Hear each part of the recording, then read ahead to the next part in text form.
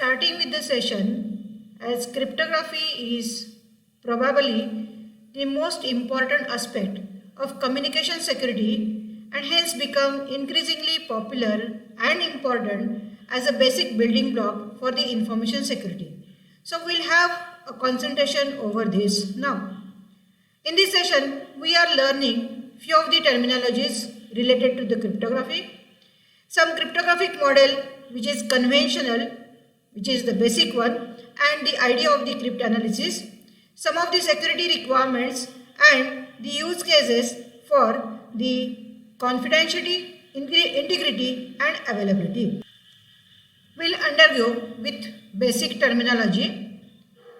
Plaintext and the ciphertext, majorly known to everyone, where plaintext is the original message and ciphertext is the coded message. Cipher is the algorithm for transforming plaintext to the ciphertext. Get well known? It's a cipher is the algorithm. Now key concept is always there. Maybe a private key, maybe a public key, or the number of keys are there which are used for the algorithm which are known only to the sender and the receiver. Enciphering is the encryption technology and deciphering is the decryption technology. It's a function, it's a mathematical function what we have to apply. Now it is expected that what function we are applying must be the reversible, because what plaintext you are converting into the cipher. Now from the cipher you have to get it back again as the original plaintext. That means it should be the reversible and one-to-one. Mind well, it should be the one-to-one, because from the cipher, if you are getting back the plaintext itself, then it should be the original one. It should be the unique one. Now, cryptography is general study of the encryption principles and methods. Whenever encryption says that, it's an encryption as well as with the decryption. And cryptanalysis is the study of principles or the methods for deciphering ciphertext. Mind well again, decryption and cryptanalysis both are different.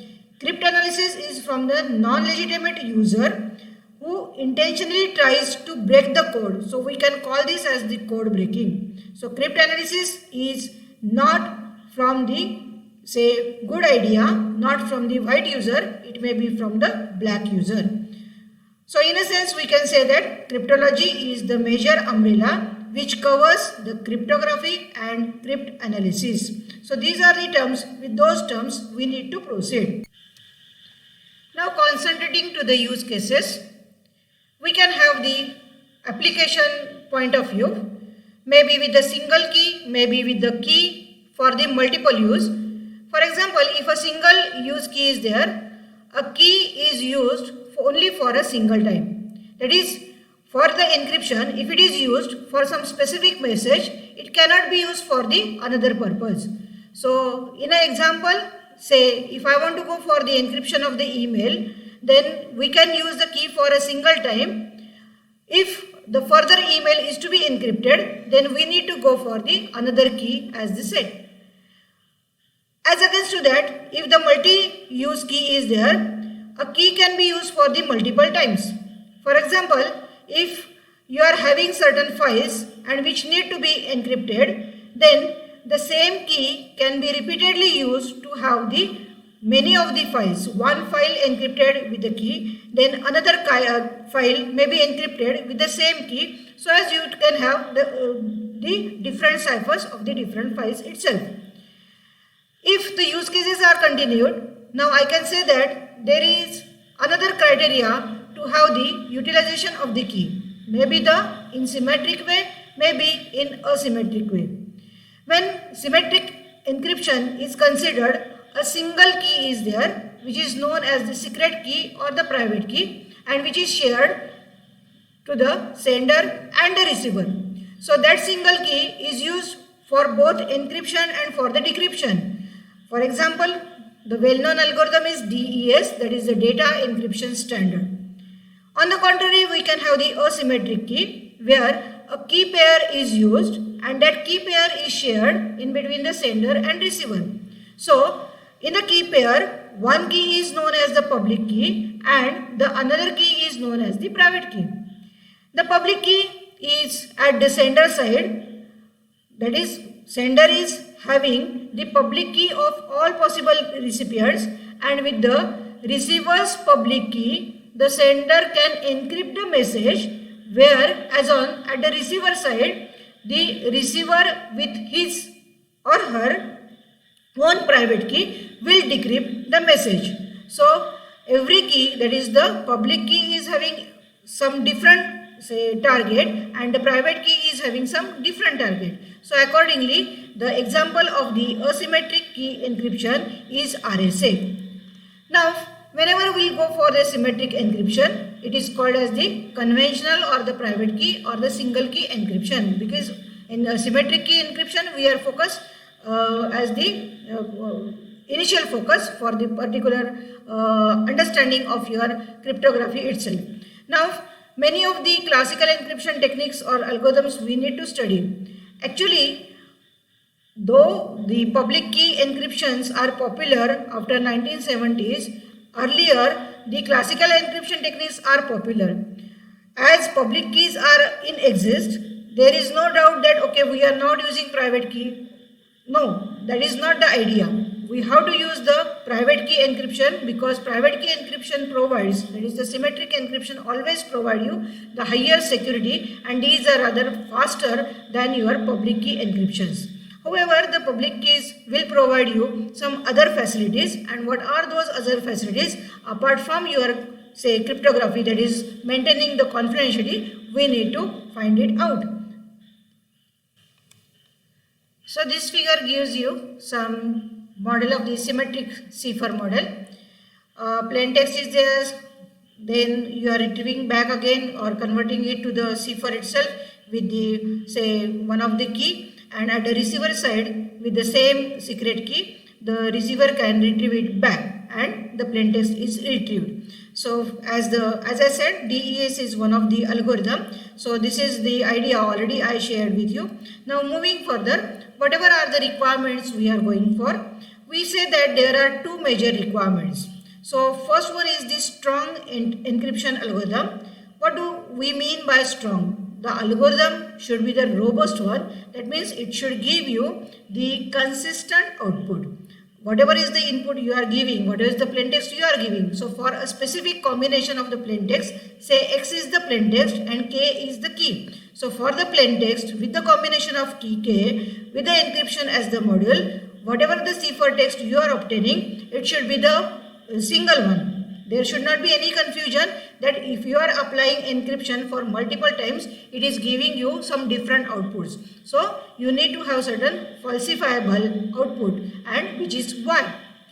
That cipher again can be applied with the decryption with the same key what you have applied for the encryption. So E is encryption, D is the decryption. These are the parts of your function. So it will retrieve back your own function. So here I mean to say that what is your function? That function should be the reversible. That function, reversible function and one-to-one function, is one of the important criteria whenever you are going for the strong encryption algorithm. And the other one is whatever is the key is there, because algorithm is never made as the secret. Everywhere you can overview the algorithm. The algorithms are open over the net. You can study, you can know, you know each and every step of your algorithm. So where actually the secrecy lies? The secrecy lies with the key itself. So whatever is the algorithm you are using, you need to keep the key intact. There should be certain provision that whatever is the key you are sending from the sender to the receiver, there should be some, say, secure channel for the passage of this one. So that secure channel we need to consider, and according to this, I have here one conventional crypto system model. So whenever the message source is there, when cryptographic algorithm you want to apply over the message X and which is getting converted to the Y, okay, you need to have this secure channel here, what I mean to say. So that communication channel may be somewhat different. Whatever is the bandwidth you are providing for this one may be somewhat different, but you need to have some specific circumstances where the security of the key is very important than the security of your encrypted information. Whoever is your crypt analyst, that is the role of your opponent, that is your dark user or the black user. So crypt analyst try to break the particular code and may try to get the plain text or the key itself. No doubt whatever is the key obtained or the plain text obtained may be exactly same as whatever the plain text you are giving or the key as what you are giving. So I have here the notation, if the key is there, which is the correct key is there, the estimated key may be the k cap, and if the correct plain text is the x, the estimated plain text is the x cap. So accordingly the cryptanalyst may reach to the somewhat closer to the actual key and the particular plain text. So this is actually what we call as it is the attack for your plain text and your key itself.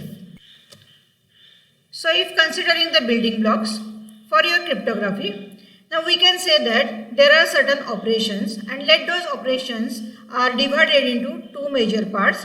One is substitution and another is the transposition. So what exactly is the substitution? It's a clean or the clear word meaning in your English. So elements in the plain text are mapped into other elements. So one is called as the other one, so as you just change the identity of the particular plain text itself. And when we go for the transposition, that is the elements in the plain text are rearranged or shuffled. We know the shuffling problem. So whenever we are going for the substitution, which is the S, and the transposition, that is the permutation, which is the P, we can have a combination of S and P. So in a product cipher, when we go for the multiple combinations or the multiple stages of the substitutions and transpositions, so we can call as the SP networks, that is the SPNs, which is the common terminology. Many of the times you are referring that terminology. Number of keys used, okay, we have already talked about this one. Maybe a single key, maybe the multiple keys or the pair of the keys are there. We need to have the further focus over keys afterwards. Now in what way the input of your plain text is to be processed? Maybe in a block. Many of the times you may observe that a block of a specific size of the bytes are given. Say 64 bytes is sufficient block size, or 128 bytes may be the another size which is recommended by many of the algorithms. For example, AES is one of the algorithm which recommends block size as the 128, while DES goes for the block size as the 56 is the key size. So block size is the 64 bytes itself. So instead, if the input is given bit by bit, that is the one after another one as a stream, then we can say that that particular algorithm is the stream oriented. Now when we talk about the cryptanalysis, already I discussed that cryptanalysis is from the non-legitimate user. It is from the black user, that is the black hat user. So the main objective of the cryptanalysis is recovering of the key and not only the message. If the key is obtained, then possibly any potential message can be you can have the claim over the message. So there are two general approaches. One is the cryptanalytic attack. The name is somewhat similar here. And the second one is the brute force attack. So whenever we'll go for the cryptanalytic attack, actually some portion of your messages, for example, I'll start from the end bullet here. So whatever is the text you will have, you may have the plain text or you may have some cipher text, or you may have both of these with you, and you try to go for a certain secret key or the encryption and the decryption estimation out of this one. So if with certain iterations, if you are able, that is you means I mean to say opponent is able to get the required plain text or even the key is there, then such attack we can say that the chosen text is there. Or instead you can have the choice of only cipher text, or you can have the choice of only plain text, or you can have the only known plain text which is already known to you, so you can understand what are the frequency characteristic of your particular plain text, that is how many times or what is the occurrence of a specific character with certain probability. So that particular matter we may discuss again. So these are various styles where you can have the cryptanalytic attacks. In contrast to this, if brute force attack is considered, in a brute force, you need to try each and every key in turn, one another the earlier one. So this is the most basic attack, and that is actually proportional to what is the size of your key. So what do I mean by the size of the key? The key size you can consider, so we can refer this table. For example, if the key size is taken in the number of bits, so if I have a number of bits 32, what this particular row says, and of course my key is binary, so I'll go for the say base as the 2. So how many variations, how many number of keys, alternate keys you have? So definitely it will be 2 raised to 32. So these many keys you will have, and that is actually resulting in that particular figure. So if a particular CPU is used for the one decryption per microsecond, then breaking of the or trying each and every key, that is 2 raised to 31 plus 1, that is 2 raised to 32 keys, you may require few minutes, approximately 36 minutes are required here. But if we go for the mega decryptions per microsecond as the increased power of your CPU, then that the decryption requirement is reduced from minutes to certain milliseconds. So similarly, if we go on increasing the size of your key, say from 32, if the size of the key is 56 bits are typically used for your DES algorithm. So data encryption standard uses the key size as the 56. So how many alternatives are there? You can find out this particular row. So starting instead of the minutes, if you change the size of the key, that is the bit size, from 32 to 56, not exactly the double but less than double, but it will require the decryption period changing from minutes to the years. Say what a great change is there. Of course, if you go for the further increase in the power of your CPU, then the few hours are required. So we may claim that the size of your 56 for the bit for your key may not be sufficient. Then you can go for some advanced encryption standard, that is the AES algorithm, which typically have the particular bit size for your key is 128. So you can find out, even though you are having mega decryptions per microsecond, the number of breaking or the for every the time required for the brute force attack goes for the few years together, and it is actually impractical. So if you are going for increasing again the size of number of bits in your key, 168 is one of the example of your ECC algorithm, that is the elliptic curve cryptography. Then you may find that the decryption time requirement is higher. Now few of the keys are actually built up with few of the say characters, that is the alphabets are there. You may find that many of the passwords are there, and those passwords are built up with few of the characters. So I have the character A, B, C, D up to Z. So total 26 characters are there, and you can have the combination of some of the characters together. So how many, what is the key space, how many number of alternate keys are there? So obviously it's a 26 factorial. So with this 26 factorial, even you are using only 26 characters, then these many years are required for the decryption of the particular keys itself. So you can understand that how that key size matters for, or this is having very important role whenever you need to go for understanding of the cryptographic algorithm. Now this is very important aspect, that whenever we consider a security, actually there is no measure for any of the security. You don't have any unit to compute the security. So you need to rely on some factors over how the security can be measured. For example, if I consider some instruction cycles of the CPU, so how many CPU cycles are required for the breaking of the particular code. Many of the times if we go for the complexity of any program, being the student of the computer science and engineering or information technology, we try to reduce the complexity of the algorithm. But here what we are going for, we are just trying to increase the complexity, that is the crypt complexity, because we want to make the algorithm somewhat complex enough so that no opponent should be able to break it. So in the case of unconditional security, no matter how much computer power is available, okay, the cipher cannot be broken, since the ciphertext provides insufficient information to uniquely determine the corresponding plaintext. So irrespective of how many what is the CPU involvement is there, we are not measuring, we are not framing it down, we don't have any restriction for this one. But what we are focusing in particular course, that is we are going for certain restrictions, and those restrictions are with the computations.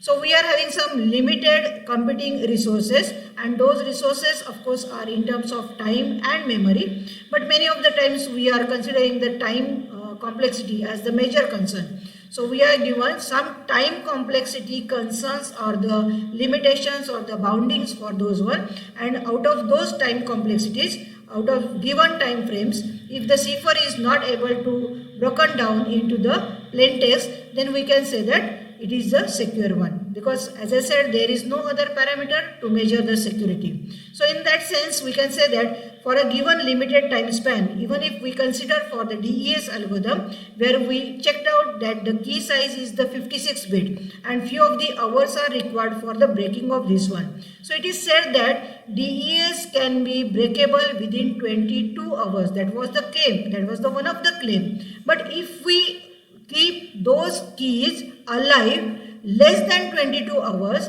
then definitely the DES is not able to break down. So here comes the idea of your session. If we keep the particular key available or alive for a specific session, then even if we limit down the breaking parameter or the breaking time itself, then we are able to achieve the required say complexity or the crypt complexity of the specific security. So here henceforth we are having the concern for the computational security, and that computational security with certain constraints are there. So all reasonable encryption algorithms are expensive in times or in terms of your computations. That is the particular concern. Now again, going for the major requirement of your security. We discussed few of the say active and the passive attacks. It is slightly mapping to your active and the passive attacks, not exactly is the same one. When disclosure and traffic analysis is there, we claim that disclosure, that is the release of your information or your message, and the observation of your finding out the pattern of your traffic. So this may be these first and two, these two are considered as if these are the passive attacks. So in the passive attacks, the opponent should not get exposed to your information. So for first and the second one, what we claim that here the encryption must be the solution. So this particular slide will give you what should be the possible say precaution we need to go for. The third is the masquerade, that is one entity is pretending as if the second one, that means the spoofing attack is there. Insertion of some of the messages into the network from the fraudulent source. The fraudulent source may behave as if it is the legitimate source. So this may be the one of the active attack what we have considered. The content modification, sequence modification and the timing modification, these are actually the fabrications and the modifications are there. So in the sequence modification, what we understand that many of the times it is observed that whatever the information is sent over the communication channel, it is sent over the packets of the messages, and those packets are labeled with certain sequence numbers. So if you are changing the numbers, sequence numbers, then definitely it will harm your content. So these are the active attacks. So these active attacks and some portion of your traffic analysis, because this will lead to your active attack itself. So point second, third, fourth, fifth and sixth, these measures or these particular elements or the possible threats are requiring some of the precautions, and those precautions come under the authentication as the major criteria. I don't deny that okay, encryption is not required, but authentication is the basic requirement, and then plus says that you need to go for further operations.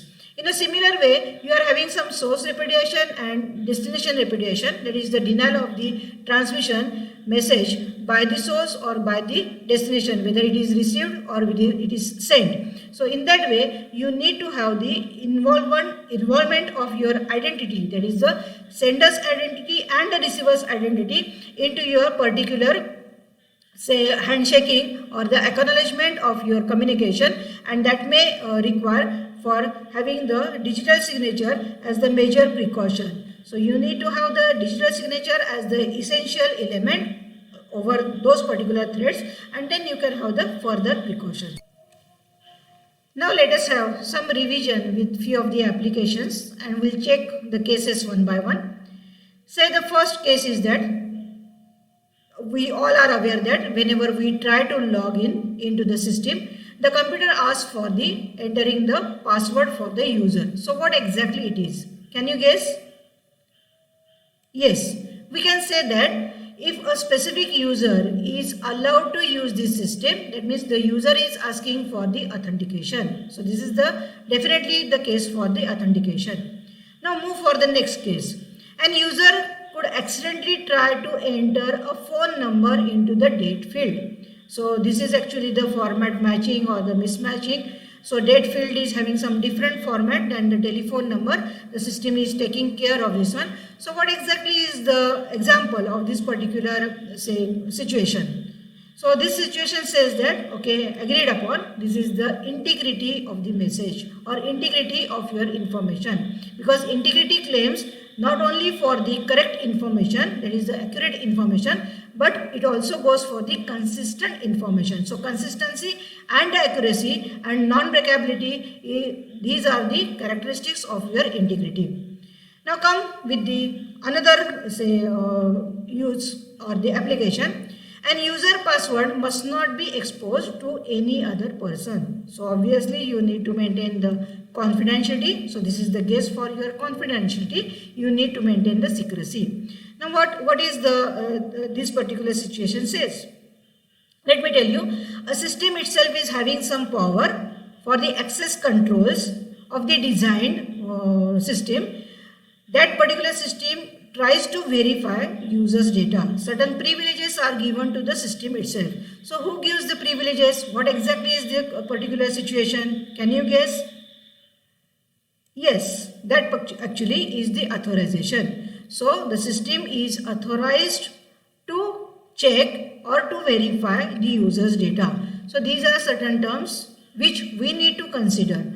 Confidentiality, of course, is for the encryption purpose, but whether these remaining parameters are getting satisfied, we need to check. So I have certain services here, and whatever are the primitives that should be used for the specific service, we need to understand. So if the confidentiality is there, okay, we understand that there should be certain encryption.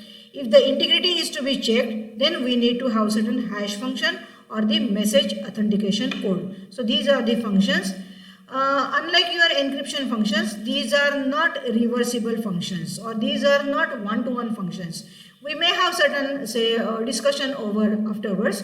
So you need to have some collision-free hash for your particular conversion of your data to its bit code, bit pattern, which we can call as the hash. Availability can be considered with the digital signatures, because we have taken few of the examples for your authentication or your authorization or your non-repudiation. So all these concerns can be considered with the digital signature itself. So along with your encryption, what I mean to say that you need to have other functions also. Those functions will support or will make your encryption algorithm stronger and more robust itself. So that will enhance the capability of your algorithm itself, and which we will discuss in the further sessions.